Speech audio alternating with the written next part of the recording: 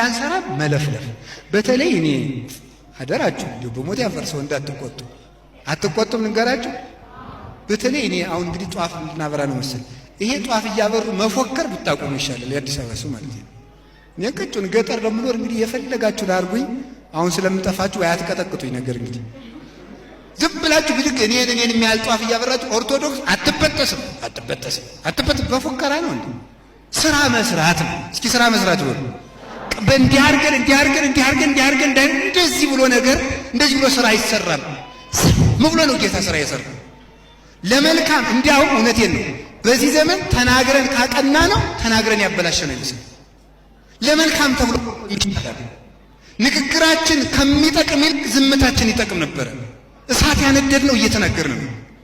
አርመምኩ ለሰና ያለ ቅዱስ ዳዊት እኔ ለመልካም ብዬ ዝም አልኩ። ወተሐደሰኒ ቁስሌም በውስጤ ታደሰብኛል። አንዱ መልካም ዝምታ የጌታ ዝምታ ነው።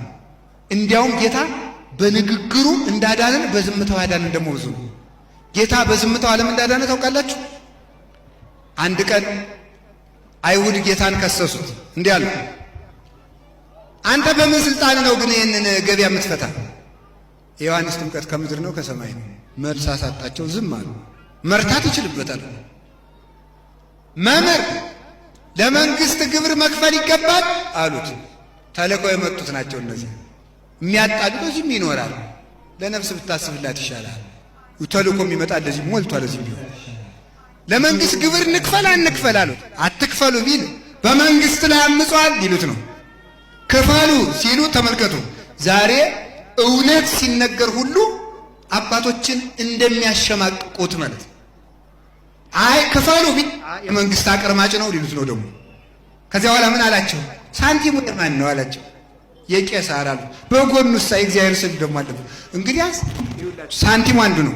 በግራ የቄሳር ስዕል አለው፣ በቀኝ የማን ስዕል አለው? የእግዚአብሔር ስዕል አለው። እዛ የቄሳርን ለቄሳር የእግዚአብሔር ለእግዚአብሔር ማለት ነው። ይሄኛውን ጎን ለቄሳር ያኛውን ጎን ለእግዚአብሔር ስጡ ብሎ ፈታኝ መልስ መለሰላቸው።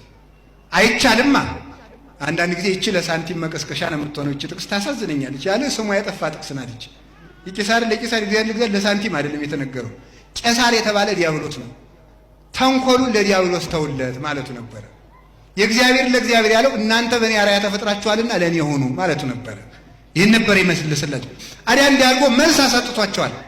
ግን ዓርብ ሲከሰስ ለምንድን ነው ዝም ያለ? መልስ አጥቶ ነው? መልስ አጥቶ እኮ አይደለም ዝም ያለ። ቢናገር አያችሁ፣ ቢናገር ሳይናገር አፋቸውን ዲዳ ማድረግ እኮ ይችላል። አንዱን መልአክ ቅዱስ ገብርኤልን ብቻ ቢልከው ዘካርያስን ዲዳ ያደረገ አምላክ እነሱን አይዘጋቸውም? ይዘጋቸዋል። ዮርዳኖስን ወደ ታች የሚፈሰውን ወንዝ ወደ ላይ ፈሰስና ጠረጋቸው አይጠርጋቸውም? ይችላል። ለምን ዝም አለ ስትሉ ቢረታቸው እሱ አይከሰስም፣ አይፈረድበትም። ካልተፈረደበት አይሞትም። ካልሞተኛ እንድን እንድንድን ዝም አለ።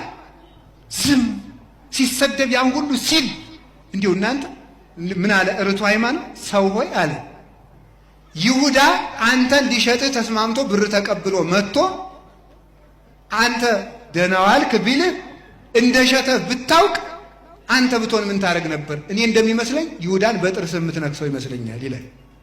እሱ ግን ዝም አለ። ኦ በግ ዘይነብ በቅድመ ዘይቀርጾ፣ በሚሸልተው በግ የማይናገር በሚሸልተው ፊት የማይናገር በግ እንደምን ያለ ነው? ወይ ከሰታፉሁ አንደበቱን ያልገለጠ እንደምን ያለ ትዕግስት ነው? ኦ ትዕግስት ዘመጠነዝ ትዕግስት